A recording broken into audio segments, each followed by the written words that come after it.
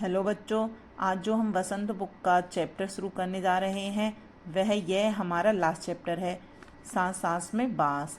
ऐसा क्यों कहा गया है? यह इसलिए कहा गया है कि हर जगह बाँस का उपयोग मनुष्य के जीवन में कहाँ कहाँ होता है, क्या क्या चीज़ें होती हैं, बाँस किस तरह इतना अस्तित्व में आया है, कैसे कैसे इसके उपयोग हैं, कहाँ कहाँ बाँस होता है। यह हमारा हिंदी साहित्य में गद्य खंड में एक निबंध है। इसे लिखा है एलेक्स एम जॉर्ज, अनुवाद करके हमारे सामने प्रस्तुत किया है। ठीक है, चलो देखते हैं यह पाठ क्या है। इसमें चैप्टर 17, सांस सांस में बाँस। एक जादूगर थे चंगली चंगलनपा। अपने जीवन में उन्होंने कई बड़े बड़े करतब दिखलाए। जब मरने को हुए तो लोगों से बोले, मुझे दफनाए जाने के छठे दिन मेरी कब्र खोदकर देखोगे तो कुछ नया सा पाओगे। कहा जाता है कि मौत के छठे दिन उनकी कब्र खोदी गई और उसमें से निकले बांस की टोकरियों के कई सारे डिज़ाइन। लोगों ने उन्हें देखा, पहले उनकी नकल की और फिर नए डिज़ाइन भी बनाए। बांस भारत के विभिन्न हिस्सों में बहुतायत में होता है। भारत के उत्तर पूर्वी क्षेत्र के 7 राज्यों में बांस बहुत होता है, इसलिए वहाँ बांस की चीज़ें बनाने का चलन भी खूब है। सभी समुदायों के भरण पोषण में इसका बहुत हाथ है। यहाँ हम खासतौर पर देश के उत्तरी पूर्वी राज्य नागालैंड की बात करेंगे।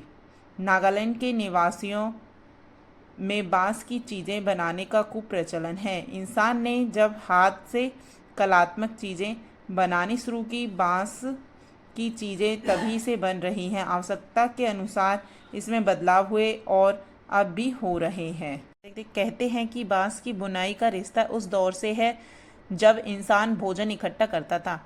शायद भोजन इकट्ठा करने के लिए ही उसने ऐसी डलियानुमा चीज़ें बनाई होंगी। क्या पता बया जैसी किसी चिड़िया के घोंसले से टोकरी के आकार और बनावट की तरकीब हाथ लगी हो।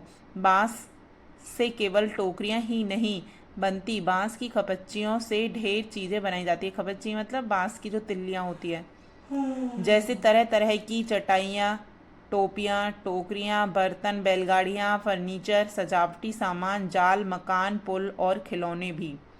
देखते हैं बांस से मेरा रिश्ता। इसमें बताया गया है कि बांस से मनुष्य का रिश्ता। बांस का यह झुरमुट मुझे अमीर बना देता है।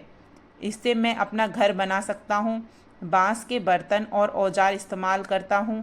सूखे बांस को मैं ईंधन की तरह इस्तेमाल करता हूँ। बांस का कोयला जलाता हूँ। बांस का अचार खाता हूँ। बांस के पालने में मेरा बचपन गुजरा।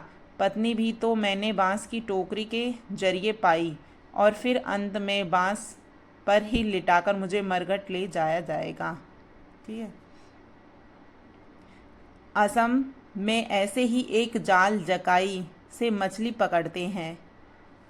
इसमें बता रहे कि असम में जाल जकाई से ही मछली पकड़ते हैं।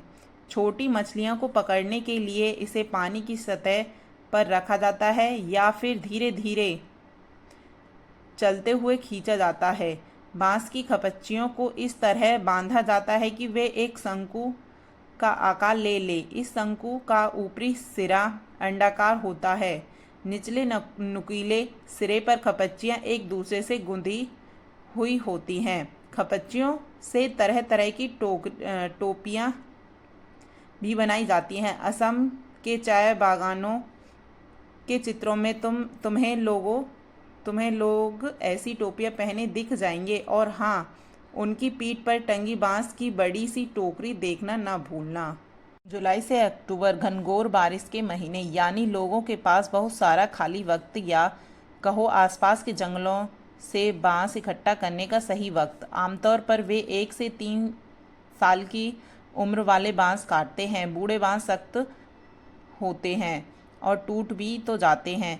बांस की शाखाएं और पत्तियां अलग कर दी जाती हैं। इसके बाद ऐसे बांसों को चुना जाता है जिनमें गांठें दूर दूर होती हैं। बांस में जो ये लाइन लाइन सी होती हैं, इन्हीं को गांठ बोलते हैं। दांव यानी चौड़े चांद जैसी फाल वाले चाकू से इन्हें छीलकर खपच्चियाँ तैयार की जाती हैं। खपच्चियों की लंबाई पहले से ही तय कर ली जाती है।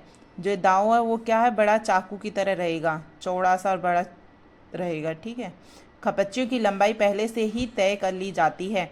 मसलन आसन जैसी छोटी चीज़ें बनाने के लिए बांस को हर एक गठान से काटा जाता है। गठान मतलब वो एक गांठ से काटा जाता है। लेकिन टोकरी बनाने के लिए हो सकता है कि 2 या 3 या 4 गठानों वाली लंबी खपच्चियाँ काटी जाएं। यानी कहाँ से काटा जाएगा यह टोकरी की लंबाई पर निर्भर करता है। अगर जैसे हमें बड़ी टोकरी बनानी है तो ये क्या है, खपच्चियाँ भी हमें बड़ी निकालनी पड़ती हैं। ये गांठों से ज़्यादा बड़ी गांठों से काटना पड़ता है। 2 या 3 4 भी गांठ हो सकती हैं। वो टोकरी के आकार पर निर्भर करता है कि कितनी बड़ी टोकरी बनेगी। ठीक है। आमतौर पर खपच्चियों की चौड़ाई 1 इंच से ज़्यादा नहीं होती है। चौड़ी खपच्चियाँ किसी काम की नहीं होती। इन्हें चीरकर पतली खपच्चियाँ बनाई जाती हैं। पतली खपच्चियाँ लचीली होती हैं। खपच्चियाँ चीरना उस्तादी का काम है। हाथों की कलाकारी के बिना खपच्चियों की मोटाई बराबर बनाए रखना आसान नहीं। इस हुनर को पाने में काफ़ी समय लगता है। टोकरी बनाने से पहले खपच्चियों को चिकना बनाना बहुत ज़रूरी है। यहाँ फिर दांव काम आता है। खपच्चियाँ बाएं हाथ में होती है और दांव दाएं हाथ में। दांव का धारदार सिरा खपच्चियों को दबाए रहता है, जबकि तर्जनी दांव के एकदम नीचे होती है। इसमें बताया है कि जो खपच्चियों को चिकना करने के लिए दांव का यूज़ करते हैं। इस स्थिति में बाएं हाथ से खपच्ची को बाहर की ओर खींचा जाता है। इस दौरान दायां अंगूठा दांव को अंदर की ओर दबाता है और दांव खपच्ची पर दबाव बनाते हुए घिसाई करता है। जब तक खपच्ची एकदम चिकनी नहीं हो जाती यह प्रक्रिया दोहराई जाती है। इसके बाद होती है खपच्चियों की रंगाई। इसके लिए ज़्यादातर गुड़हल, इमली की पत्तियों आदि का उपयोग किया जाता है। इसमें बताया है कि जो खपच्चियों की जो रंगाई होती है उससे गुड़हल, इमली की पत्तियां आदि का प्रयोग करके उनकी रंगाई करी जाती है, उनको रंगा जाता है। काले रंग के लिए उन्हें आम की छाल में लपेटकर कुछ दिनों के लिए मिट्टी में दबाकर रखा जाता है। बांस की बुनाई वैसे ही होती है जैसे कोई और बुनाई। पहले खपच्चियों को चित्र में दिखाए गए तरीके से आड़ा तिरछा रखा जाता है। फिर बाने को बारी बारी से ताने के ऊपर नीचे किया जाता है। इससे चेक का डिज़ाइन बनता है। पलंग की निवाड़, जो चारपाई की निवाड़ होती है ना, की बुनाई की तरह, जैसे चारपाई को बुना जाता है उसी तरह में। टुइल बुनना हो तो हर एक बाना 2 या 3 तानों के ऊपर और नीचे से जाता है। इससे कई सारे डिज़ाइन बनाए जा सकते हैं। टोकरी के सिरे पर खपच्चियों को या तो चोटी की तरह गूंद लिया जाता है या फिर कटे सिरों को नीचे की ओर मोड़कर फंसा दिया जाता है और हमारी टोकरी तैयार। चाहे तो बेचो या घर पर ही काम में ले लो। ठीक है बच्चों, धन्यवाद।